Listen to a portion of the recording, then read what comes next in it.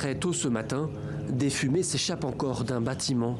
Jusqu'au dernier moment, quelques minutes avant le début de la trêve, les combats se poursuivaient. À 7 heures locale, la trêve est officiellement entrée en vigueur selon les termes de l'accord arraché par le Qatar. Sur ces images, des chars israéliens se retirent de l'enclave palestinienne. Un calme précaire règne sur le territoire. Et pour la première fois depuis le 7 octobre dernier, les habitants de Gaza peuvent sortir en sécurité. C'est une période temporaire pour laisser les gens faire ce qu'ils ont à faire. Un peu de calme après le chaos et la destruction. C'est un repos psychologique et physique pour les hommes, les enfants, les femmes et les personnes âgées. Un repos fragile, car rien ne dit que la pause dans les combats tiendra. Sur le papier, Israël et le Hamas se sont entendus pour 4 jours de trêve. À Tel Aviv, l'attente est insoutenable pour les familles des otages, éprouvées après le report de 24 heures de leur libération annoncée.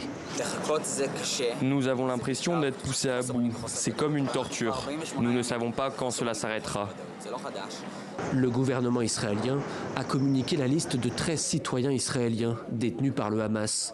Ce premier groupe doit être notamment libéré dans l'après-midi, en échange de prisonniers palestiniens, en majorité des femmes et des enfants.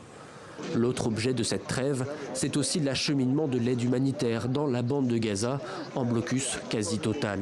130 000 litres de carburant ont commencé à être acheminés depuis l'Égypte et le terminal de Rafah. Mais le gouvernement israélien a d'ores et déjà prévenu, ce n'est pas la fin de la guerre. Je veux être clair, la guerre continue.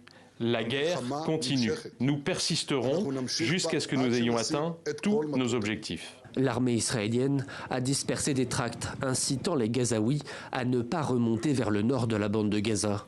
Une délégation égyptienne doit arriver à Jérusalem et Ramallah dans la journée pour s'assurer du respect des échanges de prisonniers.